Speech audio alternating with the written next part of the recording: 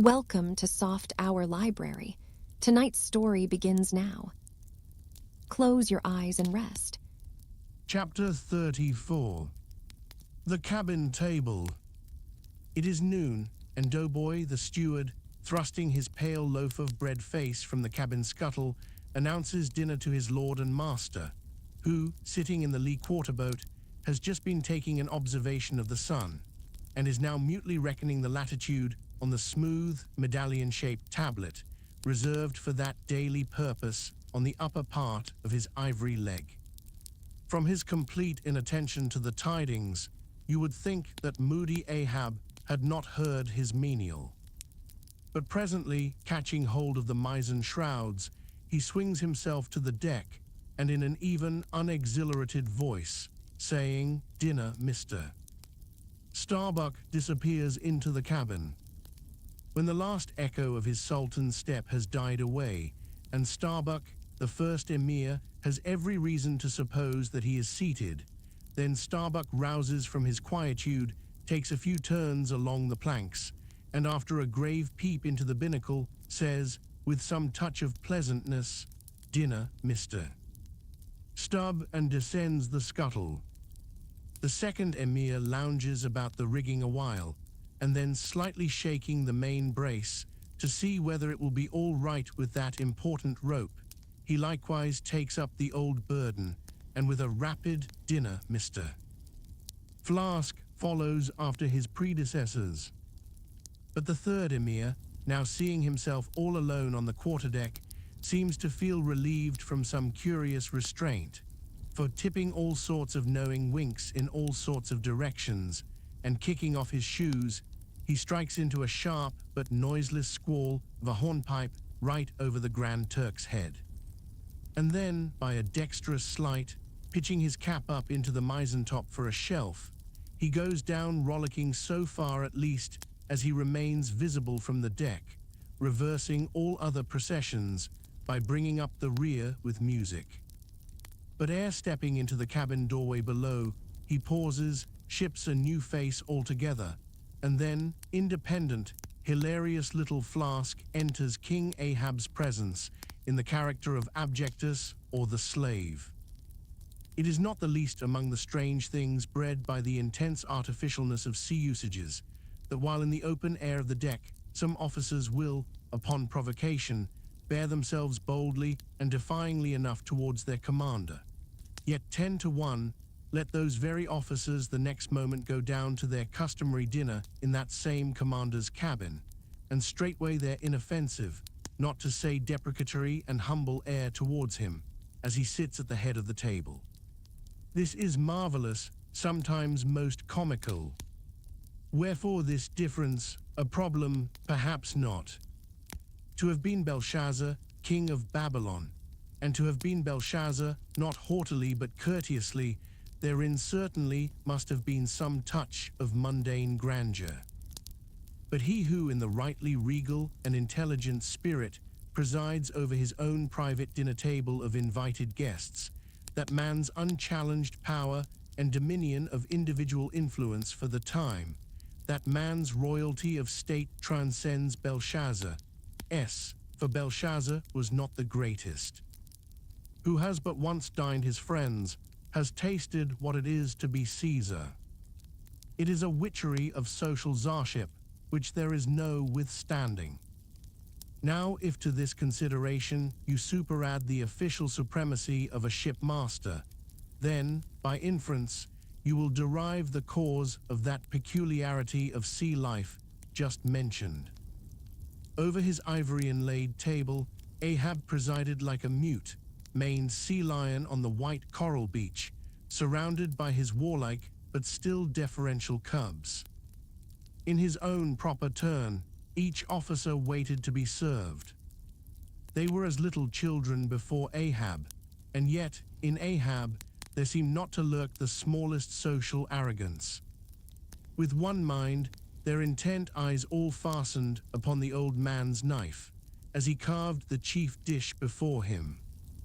I do not suppose that for the world they would have profaned that moment with the slightest observation, even upon so neutral a topic as the weather. No, and when reaching out his knife and fork, between which the slice of beef was locked, Ahab thereby motioned Starbuck's plate towards him. The mate received his meat as though receiving alms, and cut it tenderly, and a little started if, perchance, the knife grazed against the plate, and chewed it noiselessly, and swallowed it not without circumspection. For like the coronation banquet at Frankfurt, where the German emperor profoundly dines with the 7 imperial electors, so these cabin meals were somehow solemn meals, eaten in awful silence, and yet at table old Ahab forbade not conversation, only he himself was dumb. What a relief it was to choking Stubb, when a rat made a sudden racket in the hold below. And poor little Flask, he was the youngest son and little boy of this weary family party. His were the shin bones of the saline beef, his would have been the drumsticks. For Flask to have presumed to help himself, this must have seemed to him tantamount to larceny in the first degree. Had he helped himself at that table, doubtless, never more would he have been able to hold his head up in this honest world. Nevertheless, strange to say, Ahab never forbade him. And had Flask helped himself, the chances were Ahab had never so much as noticed it. Least of all did Flask presume to help himself to butter. Whether he thought the owners of the ship denied it to him, on account of its clotting his clear, sunny complexion, or whether he deemed that on so long a voyage in such marketless waters, butter was at a premium, and therefore was not for him, a subaltern, however it was, Flask, alas, was a butterless man. Another thing, Flask was the last person down at the dinner, and Flask is the first man up. Consider, for hereby Flask's dinner was badly jammed in point of time. Starbuck and Stubb both had the start of him, and yet they also have the privilege of lounging in the rear. If Stubb even, who is but a peg higher than Flask, happens to have but a small appetite and soon shows symptoms of concluding his repast, then Flask must bestir himself. He will not get more than 3 mouthfuls that day, for it is against holy usage for Stubb to precede Flask to the deck. Therefore it was that Flask once admitted in private that ever since he had arisen to the dignity of an officer, from that moment he had never known what it was to be otherwise than hungry, more or less. For what he ate did not so much relieve his hunger as keep it immortal in him. Peace and satisfaction, thought Flask, have forever departed from my stomach. I am an officer, but how I wish I could fish a bit of old-fashioned beef in the forecastle, as I used to when I was before the mast. There's the fruits of promotion now, there's the vanity of glory, there's the insanity of life. Besides, if it were so that any mere sailor of the Pequod had a grudge against Flask in Flask's official capacity, all that sailor had to do, in order to obtain ample vengeance, was to go aft at dinner time and get a peep at Flask through the cabin skylight, sitting silly and dumbfounded before awful Ahab. Now Ahab and his 3 mates formed what may be called the first table in the Pequod's cabin. After their departure, taking place in inverted order to their arrival, the canvas cloth was cleared, or rather was restored to some hurried order by the pallid steward. And then the 3 harpooneers were bidden to the feast, they being its residuary legatees. They made a sort of temporary servants' hall of the high and mighty cabin. In strange contrast to the hardly tolerable constraint and nameless invisible domineerings of the captain's table was the entire carefree license and ease, the almost frantic democracy of those inferior fellows the harpooneers. While their masters, the mates, seemed afraid of the sound of the hinges of their own jaws, the harpooneers chewed their food with such a relish that there was a report to it. They dined like lords, they filled their bellies like Indian ships all day loading with spices. Such portentous appetites had Queequeg and Tashtego that to fill out the vacancies made by the previous repast, often the pale doughboy was fain to bring on a great baron of salt junk, seemingly quarried out of the solid ox. And if he were not lively about it, if he did not go with a nimble hop, skip, and jump, then Tashtego had an ungentlemanly way of accelerating him by darting a fork at his back, harpoon-wise. And once Daggoo, seized with a sudden humor, assisted Doughboy's memory by snatching him up bodily and thrusting his head into a great empty wooden trencher, while Tashtego, knife in hand, began laying out the circle preliminary to scalping him. He was naturally a very nervous, shuddering sort of little fellow, this bread-faced steward, the progeny of a bankrupt baker and a hospital nurse. And what with the standing spectacle of the black terrific Ahab, and the periodical tumultuous visitations of these three savages, Doughboy's whole life was one continual lip quiver. Commonly, after seeing the harpooneers furnished with all things they demanded, he would escape from their clutches into his little pantry adjoining, and fearfully peep out at them through the blinds of its door, till all was over. It was a sight to see Queequeg seated over against Tashtego, opposing his filed teeth to the Indians. Crosswise to them, Daggoo seated on the floor, for a bench would have brought his hearse-plumed head to the low carlins, at every motion of his colossal limbs making the low cabin framework to shake, as when an African elephant goes passenger in a ship. But for all this, the great Negro was wonderfully abstemious, not to say dainty. It seemed hardly possible that by such comparatively small mouthfuls he could keep up the vitality diffused through so broad, baronial, and superb a person. But doubtless, this noble savage fed strong and drank deep of the abounding element of air, and through his dilated nostrils snuffed in the sublime life of the worlds. Not by beef or by bread are giants made or nourished. But Queequeg, he had a mortal, barbaric smack of the lip in eating, an ugly sound enough, so much so that the trembling doughboy almost looked to see whether any marks of teeth lurked in his own lean arms. And when he would hear Tashtego singing out for him to produce himself, that his bones might be picked, the simple-witted steward all but shattered the crockery hanging round him in the pantry by his sudden fits of the palsy. Nor did the whetstone which the harpooneers carried in their pockets for their lances and other weapons, and with which whetstones at dinner they would ostentatiously sharpen their knives, that grating sound did not at all tend to tranquilize poor Doughboy.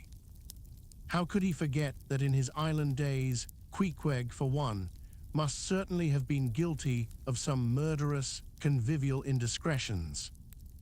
Alas, Doughboy, hard fares the white waiter who waits upon cannibals. Not a napkin should he carry on his arm, but a buckler. In good time, though to his great delight, the three salt sea warriors would rise and depart, to his credulous, fable-mongering ears, all their martial bones jingling in them at every step, like Moorish cimeters in scabbards. But though these barbarians dined in the cabin and nominally lived there, still, being anything but sedentary in their habits, they were scarcely ever in it except at mealtimes and just before sleeping time, when they passed through it to their own peculiar quarters. In this one matter, Ahab seemed no exception to most American whale captains, who, as a set, rather incline to the opinion that by rights the ship's cabin belongs to them, and that it is by courtesy alone that anybody else is, at any time, permitted there. So that, in real truth, the mates and harpooneers of the Pequod might more properly be said to have lived out of the cabin than in it.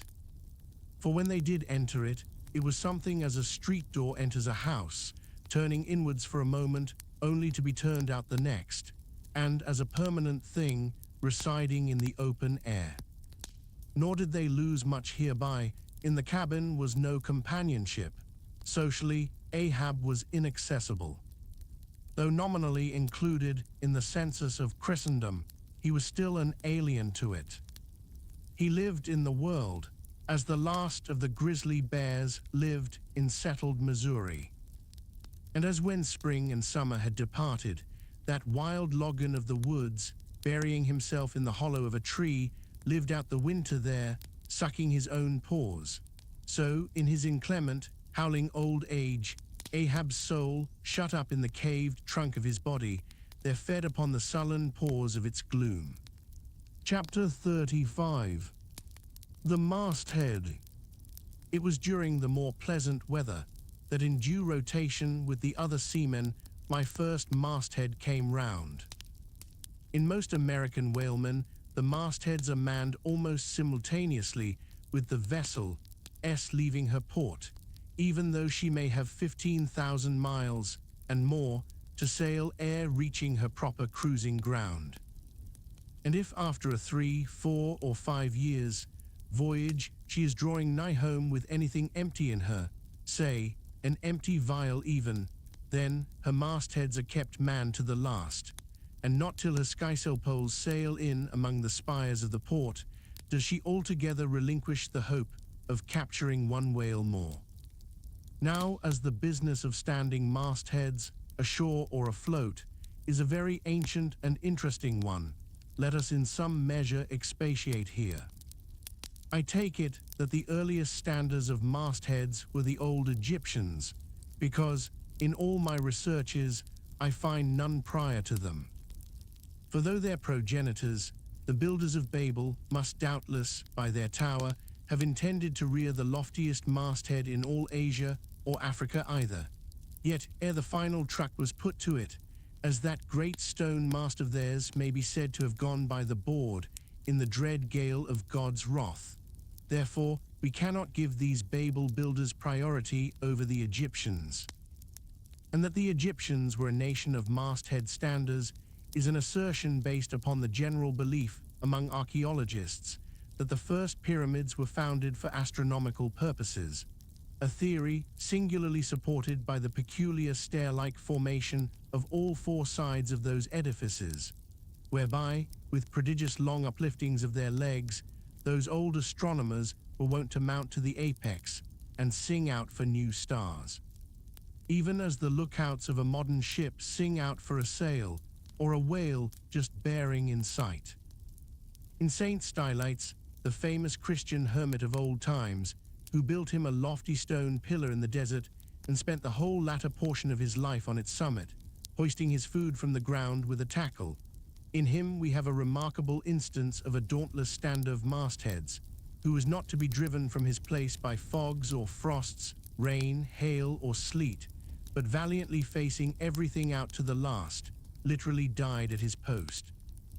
Of modern standers of mastheads, we have but a lifeless set, mere stone, iron, and bronze men, who, though well capable of facing out a stiff gale, are still entirely incompetent to the business of singing out upon discovering any strange sight. There is Napoleon, who, upon the top of the column of Vendôme, stands with arms folded, some 150 feet in the air, careless now who rules the decks below, whether Louis Philippe, Louis Blanc, or Louis the Devil. Great Washington, too, stands high aloft on his towering mainmast in Baltimore, and like one of Hercules' pillars, his column marks that point of human grandeur beyond which few mortals will go. Admiral Nelson, also on a capstan of gunmetal, stands his masthead in Trafalgar Square, and ever when most obscured by that London smoke, token is yet given that a hidden hero is there, for where there is smoke must be fire. But neither great Washington, nor Napoleon, nor Nelson will answer a single hail from below, however madly invoked to befriend by their counsels the distracted decks upon which they gaze.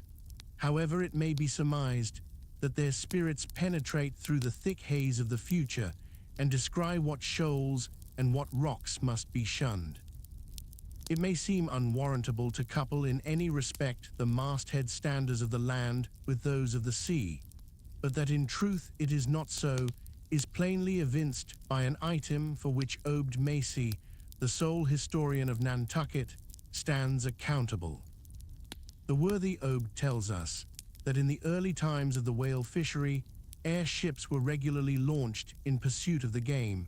The people of that island erected lofty spars along the seacoast, to which the lookouts ascended by means of nailed cleats, something as fowls go upstairs in a hen house. A few years ago, this same plan was adopted by the bay whalemen of New Zealand, who, upon descrying the game, gave notice to the ready-manned boats nigh the beach. But this custom has now become obsolete. Turn we then to the one proper masthead, that of a whale ship at sea. The 3 mastheads are kept manned from sunrise to sunset, the seamen taking their regular turns as at the helm and relieving each other every 2 hours.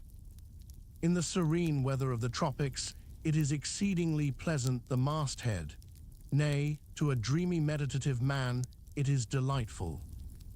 There you stand, 100 feet above the silent decks, striding along the deep, as if the masts were gigantic stilts, while beneath you and between your legs, as it were, swim the hugest monsters of the sea, even as ships once sailed between the boots of the famous Colossus at Old Rhodes.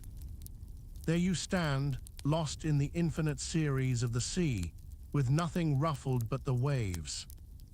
The tranced ship indolently rolls, the drowsy trade winds blow, everything resolves you into languor.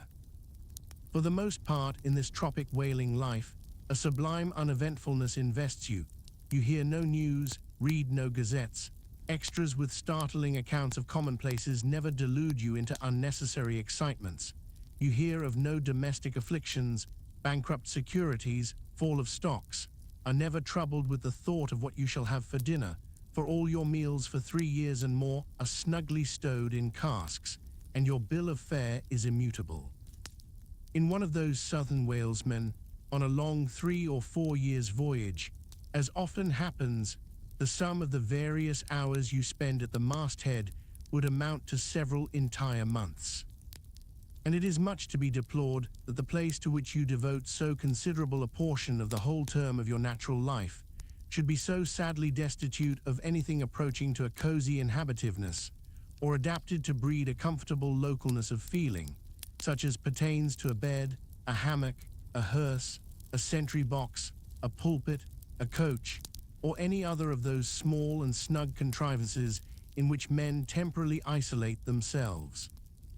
Your most usual point of perch is the head of the T-gallant mast, where you stand upon 2 thin parallel sticks, almost peculiar to whalemen, called the T-gallant crosstrees. Here, tossed about by the sea, the beginner feels about as cozy as he would standing on a bull's horns. To be sure, in cold weather you may carry your house aloft with you in the shape of a watchcoat, but properly speaking, the thickest watchcoat is no more of a house than the unclad body, for as the soul is glued inside of its fleshy tabernacle and cannot freely move about in it, nor even move out of it, without running great risk of perishing, like an ignorant pilgrim crossing the snowy Alps in winter, so a watchcoat is not so much of a house as it is a mere envelope or additional skin encasing you. You cannot put a shelf or chest of drawers in your body, and no more can you make a convenient closet of your watchcoat. Concerning all this, it is much to be deplored that the mastheads of a southern whale ship are unprovided with those enviable little tents or pulpits called crow's nests, in which the lookouts of a Greenland whaler are protected from the inclement weather of the frozen seas. In the fireside narrative of Captain Sleet, entitled A Voyage Among the Icebergs in Quest of the Greenland Whale, and incidentally for the rediscovery of the lost Icelandic colonies of Old Greenland. In this admirable volume, all standers of mastheads are furnished with a charmingly circumstantial account of the then recently invented crow's nest of the Glacier, which was the name of Captain Sleet's good craft. He called it the Sleet's crow's nest in honor of himself. he being the original inventor and patentee, and free from all ridiculous false delicacy, and holding that if we call our own children after our own names, we fathers being the original inventors and patentees, so likewise should we denominate after ourselves any other apparatus we may beget. In shape, the Sleet's crow's nest is something like a large tierce or pipe. It is open above, however, where it is furnished with a movable side screen to keep to windward of your head in a hard gale. Being fixed on the summit of the mast, you ascend into it through a little trap hatch in the bottom. On the after side, or side next the stern of the ship, is a comfortable seat, with a locker underneath for umbrellas, comforters, and coats. In front is a leather rack, in which to keep your speaking trumpet, pipe, telescope, and other nautical conveniences. When Captain Sleet in person stood his masthead in this crow's nest of his, he tells us that he always had a rifle with him, also fixed in the rack, together with a powder flask and shot, for the purpose of popping off the stray narwhals or vagrant sea unicorns infesting those waters, for you cannot successfully shoot at them from the deck owing to the resistance of the water, but to shoot down upon them is a very different thing. Now it was plainly a labor of love for Captain Sleet to describe, as he does, all the little detailed conveniences of his crow's nest, but though he so enlarges upon many of these, and though he treats us to a very scientific account of his experiments in this crow's nest, with a small compass he kept there for the purpose of counteracting the errors resulting from what is called the local attraction of all binnacle magnets. An error ascribable to the horizontal vicinity of the iron in the ship's planks, and in the Glacier's case, perhaps, to there having been so many broken-down blacksmiths among her crew. I say that though the captain is very discreet and scientific here, yet for all his learned binnacle deviations, azimuth compass observations, and approximate errors, he knows very well, Captain Sleet, that he was not so much immersed in those profound magnetic meditations as to fail being attracted occasionally towards that well-replenished little case bottle so nicely tucked in on one side of his crow's nest, within easy reach of his hand. Though upon the whole, I greatly admire and even love the brave, the honest, and learned captain, yet I take it very ill of him that he should so utterly ignore that case bottle, seeing what a faithful friend and comforter it must have been, while with mittened fingers and hooded head he was studying the mathematics aloft there in that bird's nest within 3 or 4 perches of the pole. But if we southern whale fishers are not so snugly housed aloft as Captain Sleet and his Greenland men were, yet that disadvantage is greatly counterbalanced by the widely contrasting serenity of those seductive seas in which we south fishers mostly float. For one, I used to lounge up the rigging very leisurely, resting in the top to have a chat with Queequeg or anyone else off duty whom I might find there, then ascending a little way further and throwing a lazy leg over the topsail yard, take a preliminary view of the watery pastures, and so, at last, mount to my ultimate destination. Let me make a clean breast of it here, and frankly admit that I kept but sorry guard. With the problem of the universe revolving in me, how could I, being left completely to myself at such a thought-engendering altitude, how could I but lightly hold my obligations to observe all whale ships, standing orders, keep your weather eye open, and sing out every time? And let me in this place movingly admonish you, ye shipowners of Nantucket, beware of enlisting in your vigilant fisheries any lad with lean brow and hollow eye, given to unseasonable meditativeness, and who offers to ship with the feed on instead of bowditch in his head. Beware of such an one, I say. Your whales must be seen before they can be killed, and this sunken-eyed young Platonist will tow you 10 wakes round the world, and never make you 1 pint of sperm the richer. Nor are these monitions at all unneeded. For nowadays, the whale fishery furnishes an asylum for many romantic, melancholy, and absent-minded young men, disgusted with the carking cares of earth and seeking sentiment in tar and blubber. Childe Harold not unfrequently perches himself upon the masthead of some luckless, disappointed whale ship, and in moody phrase ejaculates, "Roll on, thou deep and dark blue ocean, roll. 10,000 blubber hunters sweep over thee in vain." Very often do the captains of such ships take those absent-minded young philosophers to task, upbraiding them with not feeling sufficient interest in the voyage, half hinting that they are so hopelessly lost to all honorable ambition as that in their secret souls they would rather not see whales than otherwise. But all in vain. Those young Platonists have a notion that their vision is imperfect. They are short-sighted. What use, then, to strain the visual nerve? They have left their opera glasses at home. "Why, thou monkey," said a harpooner to one of these lads, "we've been cruising now hard upon 3 years, and thou hast not raised a whale yet. Whales are scarce as hen's teeth whenever thou art up here." Perhaps they were, or perhaps there might have been shoals of them in the far horizon, but lulled into such an opium-like listlessness of vacant, unconscious reverie is this absent-minded youth by the blending cadence of waves with thoughts, that at last he loses his identity, takes the mystic ocean at his feet for the visible image of that deep, blue, bottomless soul pervading mankind and nature, and every strange, half-seen, gliding, beautiful thing that eludes him. Every dimly discovered, uprising fin of some undiscernible form seems to him the embodiment of those elusive thoughts that only people the soul by continually flitting through it. In this enchanted mood, thy spirit ebbs away to whence it came, becomes diffused through time and space, like Cranmer's sprinkled pantheistic ashes, forming at last a part of every shore the round globe over. There is no life in thee now, except that rocking life imparted by a gently rolling ship, by her borrowed from the sea, by the sea from the inscrutable tides of God. But while this sleep, this dream is on ye, move your foot or hand an inch, slip your hold at all, and your identity comes back in horror. Over discussion, vortices you hover.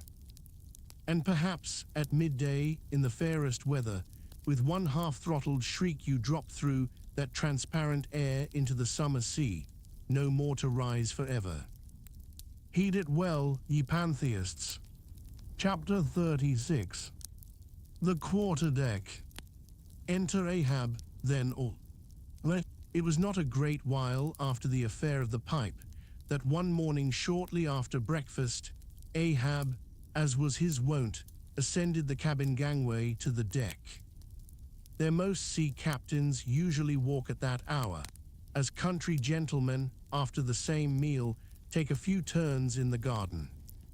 Soon his steady, ivory stride was heard, as to and fro he paced his old rounds, upon planks so familiar to his tread that they were all over dented, like geological stones, with the peculiar mark of his walk. Did you fixedly gaze, too, upon that ribbed and dented brow, there also you would see still stranger footprints, the footprints of his one unsleeping, ever-pacing thought. But on the occasion in question, those dents looked deeper, even as his nervous step that morning left a deeper mark. And so full of his thought was Ahab, that at every uniform turn that he made, now at the mainmast and now at the binnacle, you could almost see that thought turn in him as he turned, and pace in him as he paced, so completely possessing him, indeed, that it all but seemed the inward mold of every outer movement. "D'ye mark him, Flask?" whispered Stubb. "The chick that's in him pecks the shell. 'Twill soon be out." The hours wore on, Ahab now shut up within his cabin, anon pacing the deck, with the same intense bigotry of purpose in his aspect. It drew near the close of day.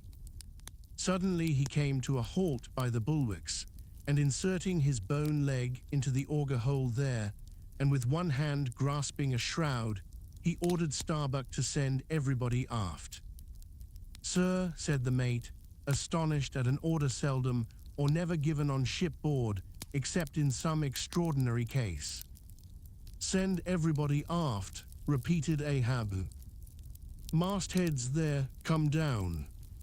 When the entire ship's company were assembled, and with curious and not wholly unapprehensive faces, were eyeing him, for he looked not unlike the weather horizon when a storm is coming up, Ahab, after rapidly glancing over the bulwarks, and then darting his eyes among the crew, started from his standpoint, and as though not a soul were nigh him resumed his heavy turns upon the deck. With bent head and half-slouched hat, he continued to pace, unmindful of the wondering whispering among the men, till Stubb cautiously whispered to Flask that Ahab must have summoned them there for the purpose of witnessing a pedestrian feat. But this did not last long. Vehemently pausing, he cried, "What do ye do when ye see a whale, men?" "Sing out for him," was the impulsive rejoinder from a score of clubbed voices. "Good," cried Ahab, with a wild approval in his tones, observing the hearty animation into which his unexpected question had so magnetically thrown them. "And what do ye next, men?" "Lower away and after him." "And what tune is it ye pull to, men?" "A dead whale or a stove boat." More and more strangely and fiercely glad and approving grew the countenance of the old man at every shout, while the mariners began to gaze curiously at each other, as if marveling how it was that they themselves became so excited at such seemingly purposeless questions. But they were all eagerness again, as Ahab, now half revolving in his pivot hole, with one hand reaching high up a shroud, and tightly, almost convulsively grasping it, addressed them thus: "All ye mastheaders have before now heard me give orders about a white whale. Look ye, d'ye see this Spanish ounce of gold?" Holding up a broad bright coin to the sun, "It is a $16 piece, men. D'ye see it, misto? Starbuck, hand me yon top maul."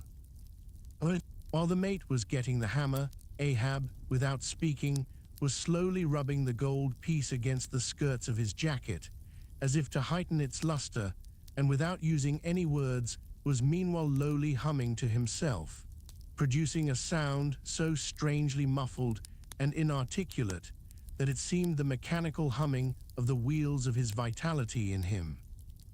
Receiving the topmaul from Starbuck, he advanced towards the mainmast with the hammer uplifted in one hand, exhibiting the gold with the other, and with a high-raised voice exclaiming, "Whosoever of ye raises me a white-headed whale with a wrinkled brow and a crooked jaw, whosoever of ye raises me that white-headed whale with 3 holes punctured in his starboard fluke, look ye, whosoever of ye raises me that same white whale, he shall have this gold ounce, my boys." "Huzzah, huzzah!" cried the seamen, as with swinging tarpaulins they hailed the act of nailing the gold to the mast. "It's a white whale, I say," resumed Ahab as he threw down the topmaul. "A white whale. Skin your eyes for him, men, look sharp for white water.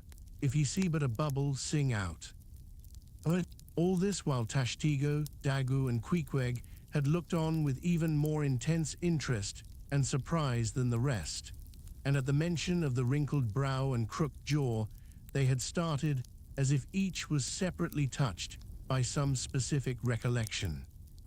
"Captain Ahab," said Tashtego, "that white whale must be the same that some call Moby-Dick."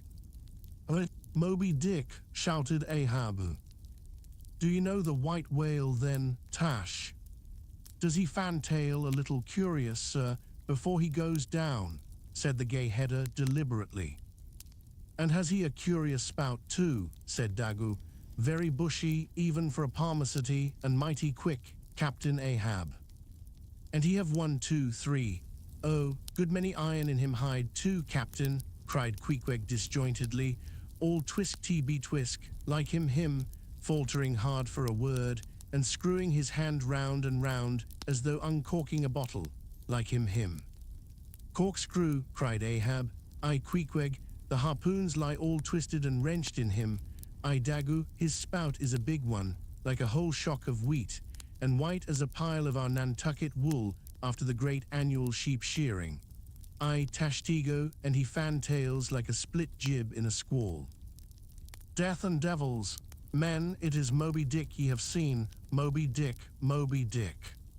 Captain Ahab, said Starbuck, who, with stub and flask, had thus far been eyeing his superior with increasing surprise, but at last seemed struck with a thought which somewhat explained all the wonder. Captain Ahab, I have heard of Moby-Dick, but it was not Moby-Dick that took off thy leg. Who told thee that? Cried Ahab, then pausing, I Starbuck, I my hearties all round, it was Moby-Dick that dismasted me, Moby-Dick that brought me to this dead stump I stand on now. Aye, he shouted with a terrific, loud animal sob, like that of a heart-stricken moose. Aye, it was that accursed white whale that razzied me, made a poor pegging lub of me for ever and a day. Then tossing both arms, with measureless imprecations he shouted out, Aye, and I'll chase him round Good Hope, and round the Horn, and round the Norway Maelstrom, and round Perdition's flames before I give him up. And this is what ye have shipped for men, to chase that white whale on both sides of land, and over all sides of earth, till he spouts black blood and rolls fin out. What say ye, men? Will ye splice hands on it now? I think ye do look brave. Aye, shouted the harpooneers and seamen, running closer to the excited old man. A sharp eye for the white whale, a sharp lance for Moby-Dick. God bless ye, he seemed to half sob and half shout. God bless ye, men. Steward, go draw the great measure of grog. But what's this long face about, mister? Starbuck, wilt thou not chase the white whale?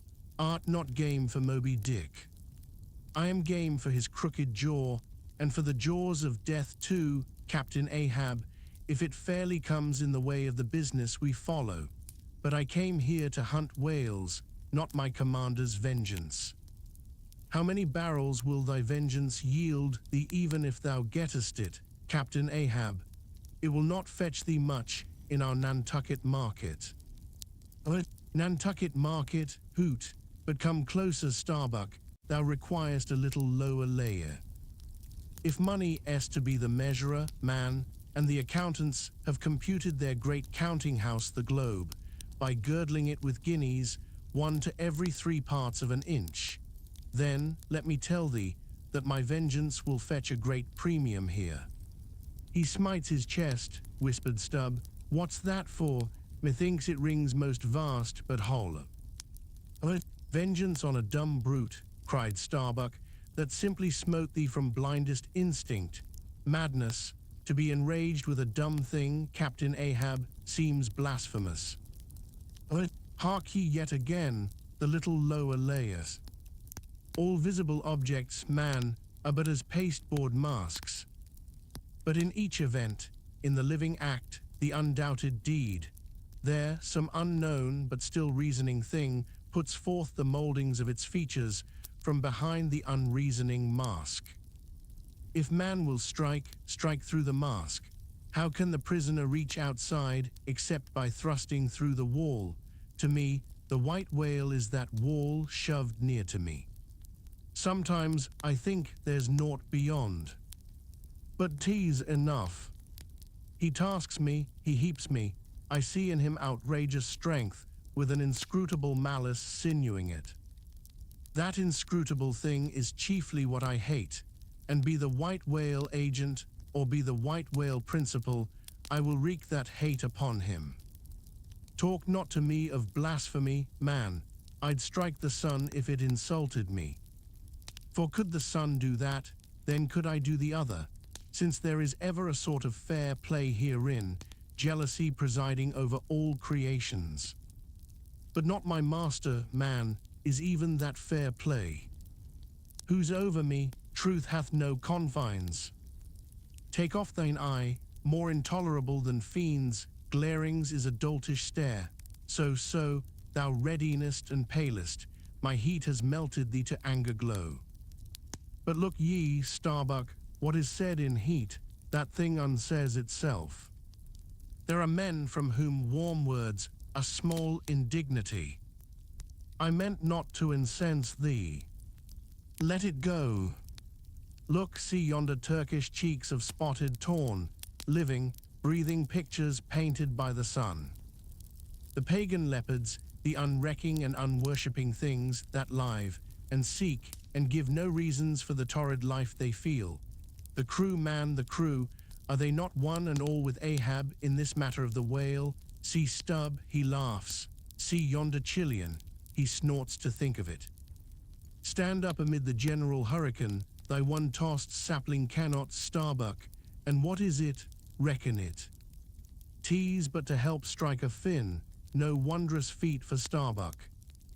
What is it more, from this one poor hunt then the best lance out of all Nantucket, surely he will not hang back, when every foremast hand has clutched a whetstone.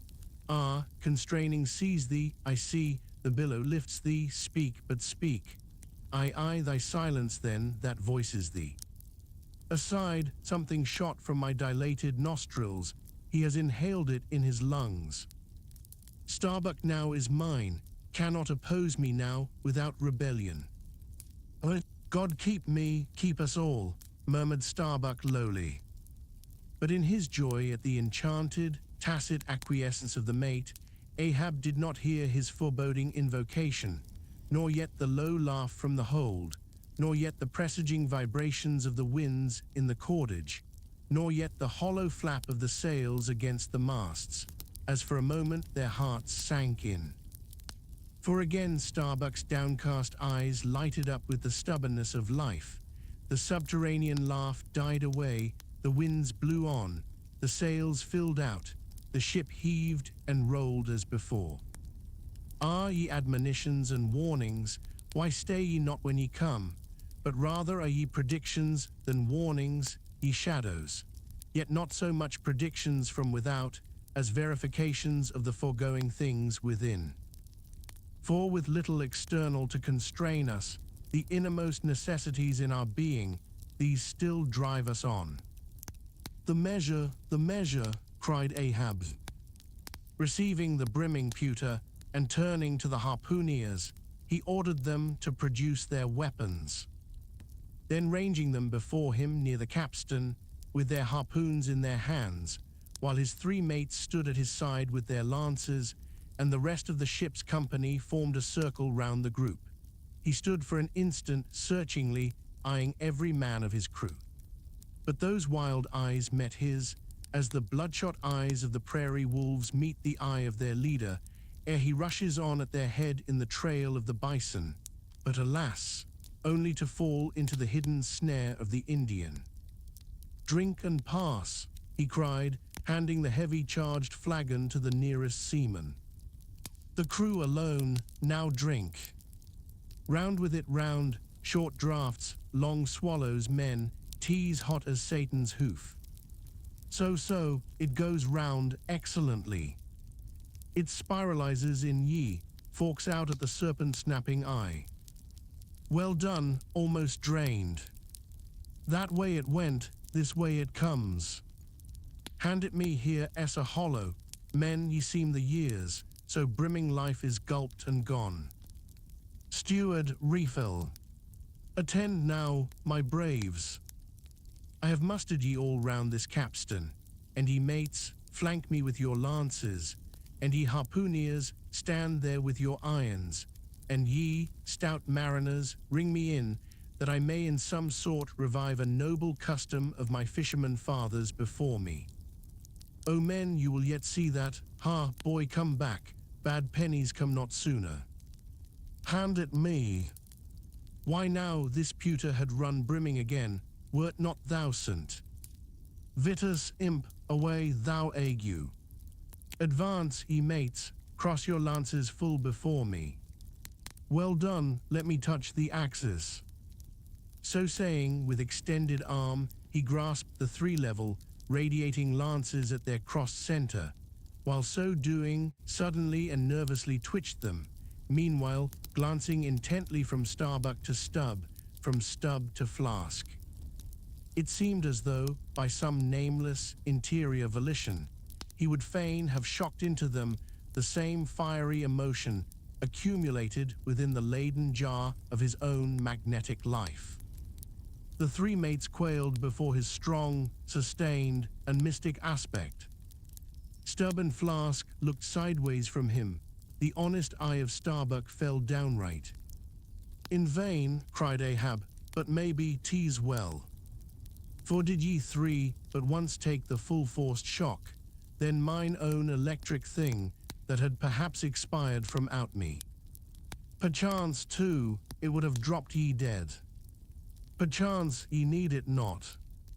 Down lances, and now, ye mates, I do appoint ye 3 cupbearers to my 3 pagan kinsmen there, yon 3 most honorable gentlemen and noblemen, my valiant harpooneers.